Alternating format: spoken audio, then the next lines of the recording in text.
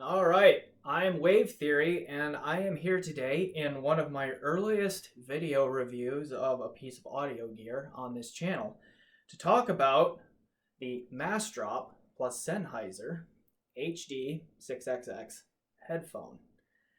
Now, this headphone has been around for a long time, and it is built on the Sennheiser HD650 as the base model, which has been around even longer. So why am I reviewing this headphone for one of my earliest video reviews? And the reason for that is actually pretty simple. It's a reference point for both you and me. So many audiophiles have heard this headphone that if I can use it as a baseline to establish how similar or different from your hearing that my hearing is, then we have a chance at being more effective in communicating to each other about how audio gear sounds. So that's what I'm going to do here. I'm not going to talk a whole lot about the build quality or anything of that because that has been discussed ad nauseum on the internet all over. What's really interesting here is the sound, okay, and serves as a baseline of comparison going forward. So just a couple of quick things here. This costs $220, and it's still sold on what was Massdrop's website, and then they must have gone on a weight loss program or something because they dropped Mass and they just called themselves Drop. Okay, but anyway, it's on their website still for about, I think it's usually $220. Sometimes it goes on sale for like $200. All right, and so that makes it interesting in some ways that we'll talk about in just a moment. But first of all, sound. Warm, smooth, relaxed, intimate. Right, those are kind of the big overarching themes of the presentation and the frequency response of this headphone. Like, its sound signature is neutral warm. Like, it's quite neutral. Like, you can find frequency response graphs all over the web on this thing.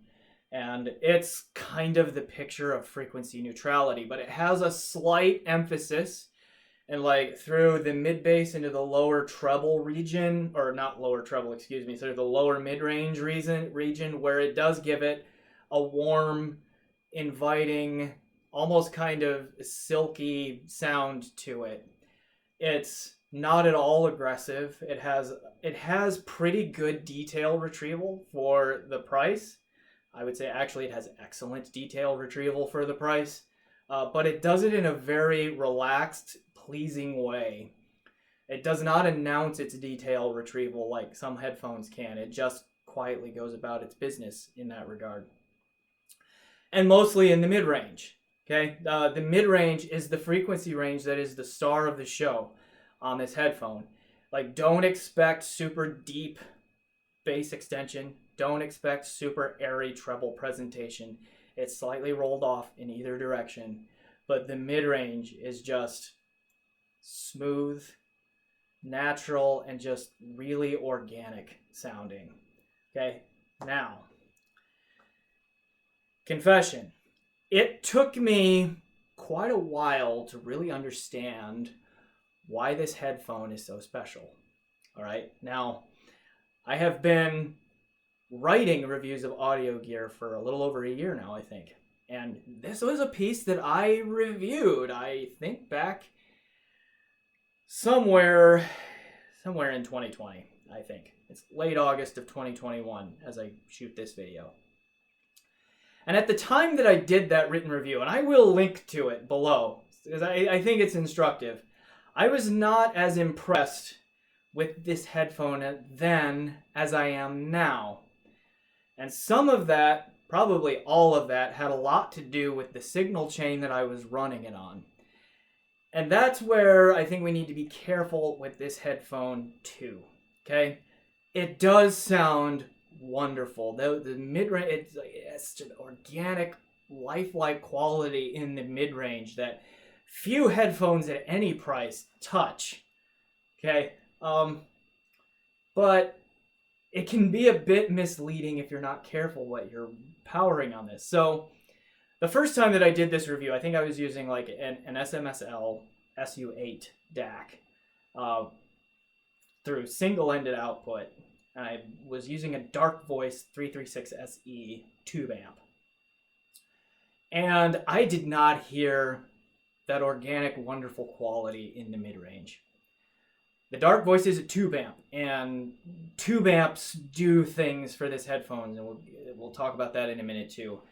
But the mid-range was just not very good on that setup. It was kind of grainy, and there was a lot of shout. And if you watched my intro video part 2 where I talk about my hearing quirks, I am pretty quick to perceive mid-range shout, and this was doing it a lot on that setup. And me, in my audio immaturity at that time, blamed the headphone, and I shouldn't have, because as I grew into this hobby and started climbing the ladder in terms of quality of DAC and headphone amp and that sort of thing, the true character of this headphone started to come out more. And I realized that this really is a special piece. That the $220 point is just really misleading as to the true level of quality of this headphone.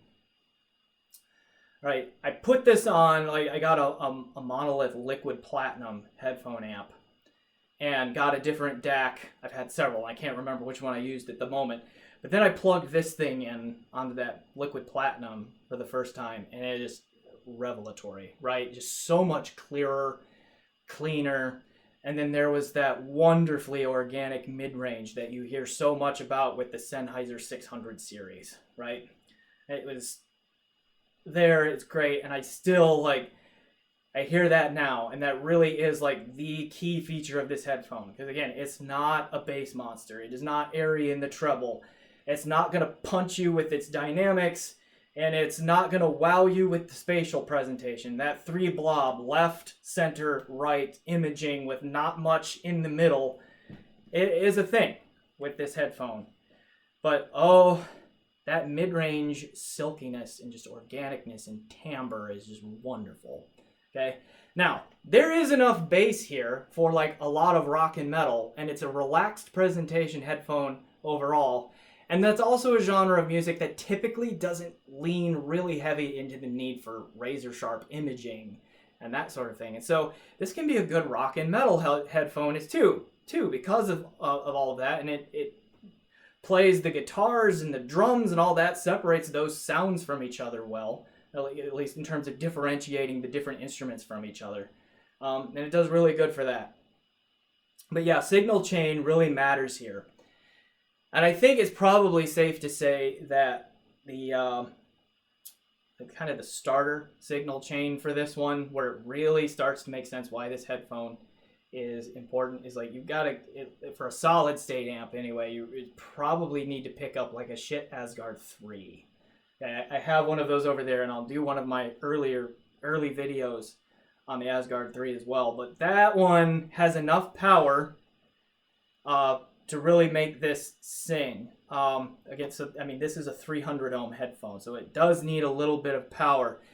It's an efficient headphone, but it's high impedance. And the Asgard 3, it's more about the power delivery. This one, it has a U-shaped impedance curve to it. Okay, so I'm a science person. Let's talk about what I mean by that real quick. So a dynamic driver headphone or a dynamic speaker driver works the same way. If you were to just go tap one with your finger, it's not plugged in, no signal is going through it. You tap it with your finger, it's going to vibrate at its natural frequency or its resonant frequency, right? So you just tap it and let it go. And it vibrates at this frequency where the combination of material and the surround material and the tension on it and its own mass and all of that take over, and it just naturally wobbles at that frequency. Well, that also means that because it naturally and easily wobbles and vibrates at that frequency, that it becomes harder to control its motion at that frequency. Because again, it just kind of naturally moves a lot at that frequency. So getting it to not do that requires more energy. For a lot of dynamic drivers, both speakers, headphones alike, that natural resonant frequency usually happens somewhere in like the 60 to 80-ish hertz range, okay? I'm sure you will find exceptions. I'm sure that there are driver makers out there who have tried to change that and succeeded. But generally speaking, it's around 60 to 80 hertz. This one is around 60. So the impedance is a little bit higher at 60 hertz, which is there in the bass region.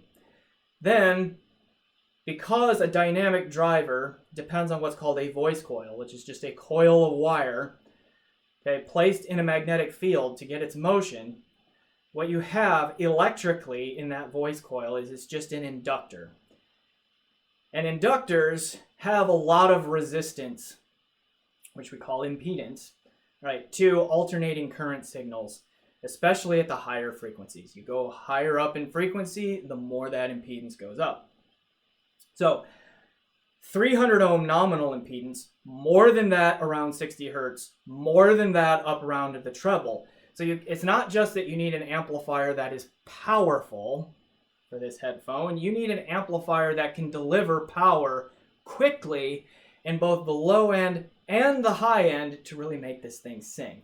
And a lot of entry-level, particularly solid-state amplifiers don't do that very well. They may have 3 watts rated power at 1 kilohertz, but they are not going to deliver 3 watts at 60 hertz, and they're not going to deliver 3 watts at 10 kilohertz. They can't get the power there quickly enough for the way the impedance is changing. That's why I say the shit Asgard can, though, for the most part. Like, will you find better? Absolutely. The Asgard's like a $200, was a $200, now a $250 amp. But it's the one where it starts to do it enough for this headphone that you really start to like appreciate what this headphone can do. Now, tube amps, particularly OTL tube amps, output transformerless tube amps, will naturally give more power when the frequency goes up like that. So their power delivery mechanism is a natural fit for this headphone, which is why Sennheiser 600 series headphones come alive on a tube. And this one is no exception. I mean, the Dark Voice gave you a taste of it, will give you a taste of it, but it's going to have some of that mid-range grain and just be generally sloppy. But step up to the bottlehead crack. Step up to a Cayenne or Cayenne. Somebody put in the comments whether it's Cayenne or Cayenne. Okay, but HA1A Mark II. Okay, something like that. What else is in that range? A shortest way SW51. Don't know if they make that one anymore, but you can probably find one used. Okay, some Felix audio models like the Echo, I think, are around there. I've heard a lot of people like the Hagerman Audio Labs Tuba driving this thing. Point is, tube amps really make this thing come alive because of how well they respond to high impedance loads, and particularly can deliver power into higher impedance loads. Bass wakes up, treble wakes up, and this really becomes an amazing sounding headphone, okay, with still not spectacular bass extension or treble extension, but a more full, complete sound signature from a tube than you can get from at least entry-level solid-state amplifiers. Are there solid-state amplifiers that will wake this thing up through the whole frequency range? Yes. Are they cheap? No. Okay. Yeah, so this headphone, if you are an established audiophile, should you have one in your collection? Yes, you should. Okay? It's a really... There's just some music and some things where this one is just really hard to beat, even though it's only $220. Okay? If you are an inexperienced audiophile and you say you have one of those $100-ish entry-level amps that are out there, like a JDS Labs Atom, or even stay with shit, like a shit Heresy, like the Magni Heresy or the Magni 3 Plus or something, will you appreciate this headphone? You could. Okay? Are you going to understand why the audiophile hobby is so enamored with it? I doubt it. Okay? And so... And again, I was one of those. Like, I plugged this into, like, my Atom once upon a time, and that Dark Voice is my first tube amp. And it was okay. I just didn't really get it until I got that higher-end signal chain. So, is this a budget headphone? I have to say no, actually. And I would caution new audiophiles against this one unless your signal chain is ready to go. But the thing is like the signal chain to really make this sing is not budget, right?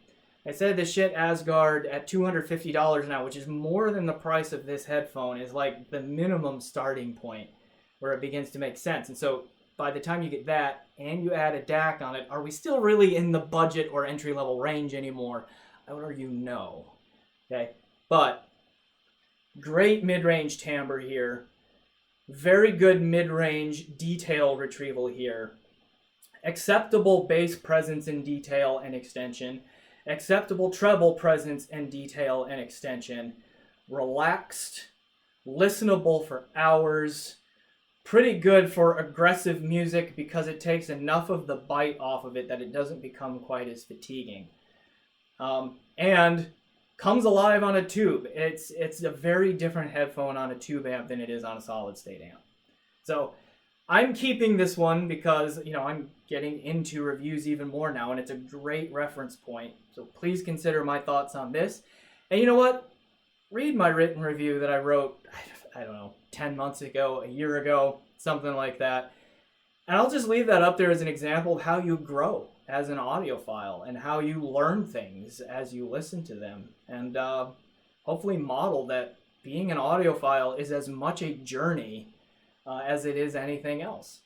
So thanks for listening, and I'll catch you guys next time. Enjoy the music.